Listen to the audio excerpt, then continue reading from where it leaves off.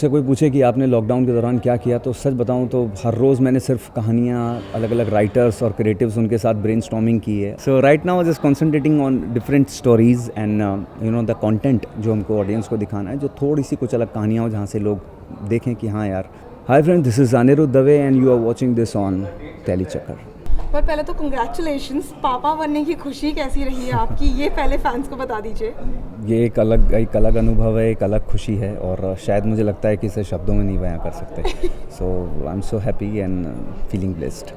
Okay, अगर मैं बात करूँ ना आपके शोज़ की, ऐसा लगता है कि हर शो में कहीं ना कहीं आप कोशिश करें एक अलग प्रकार का किरदार निभाने की, एक अलग रोल निभाने की.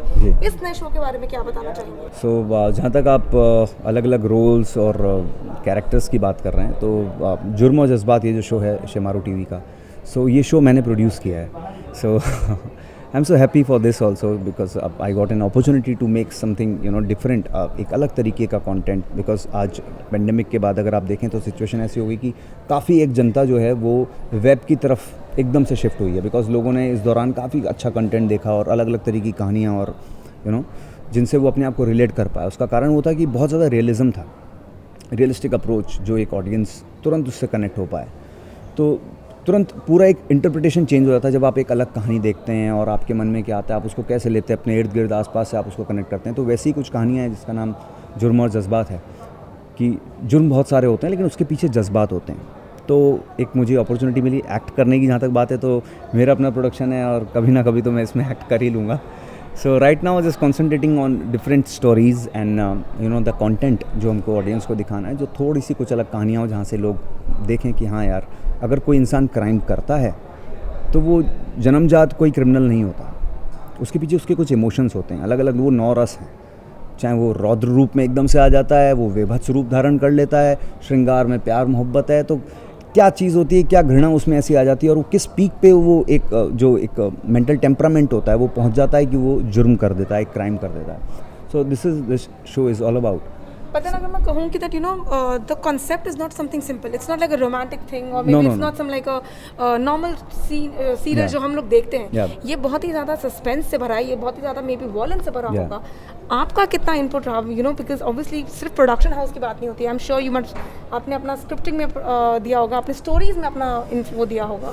देखिए, अगर मुझसे कोई पूछे कि आपने लॉकडाउन के दौरान क्या किया, तो सच बताऊं तो हर रोज़ मैंने सिर्फ कहानियाँ, अलग अलग राइटर्स और क्रिएटिव्स उनके साथ ब्रेनस्टॉर्मिंग की है. और उस वक्त मुझे ऐसा लगा कि हाँ यार, कुछ ही अलग है. और बिकॉज आप उस वक्त कैमरा नहीं फेस कर पा रहे थे, and being a creative person and as I am from theatrical background also, you want to do something or the other which is related to a creativity. इधर if you want to just pen down something, if you want to write something, and I did some poetic thing also. So वो है कि कहीं ना कहीं कुछ ऐसा करते जाएं और कुछ अलग डिफरेंट लिखें. अगर एक्ट नहीं कर पा रहे हैं तो वो किया और समहाउ वो फिगर आउट हो गया. So thankful to Shemaroo TV and entire team and Nitin, my brother, who's been associated with lot of TV shows so far, and तो वो चीज़ हो गई, and finally the show is coming on air.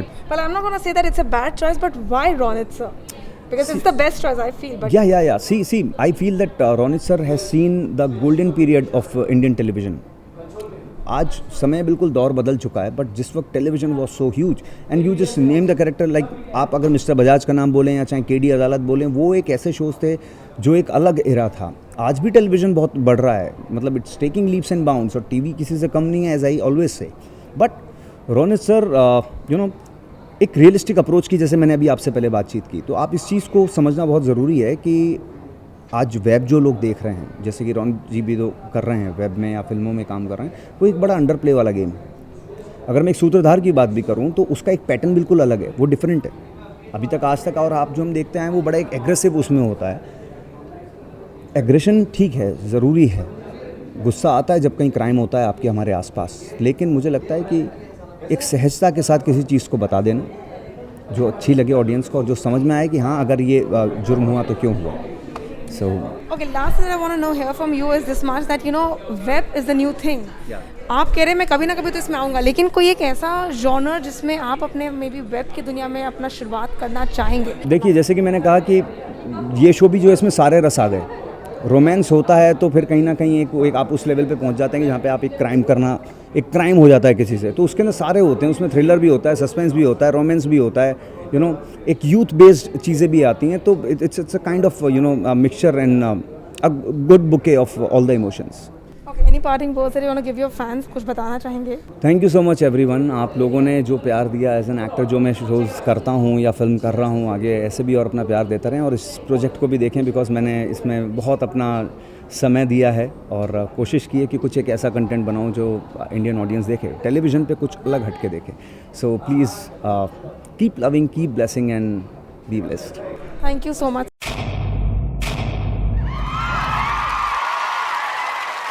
Know all about the Telly world by subscribing to Tellychuckers YouTube channel. Don't forget to hit the bell icon to stay updated to our new videos.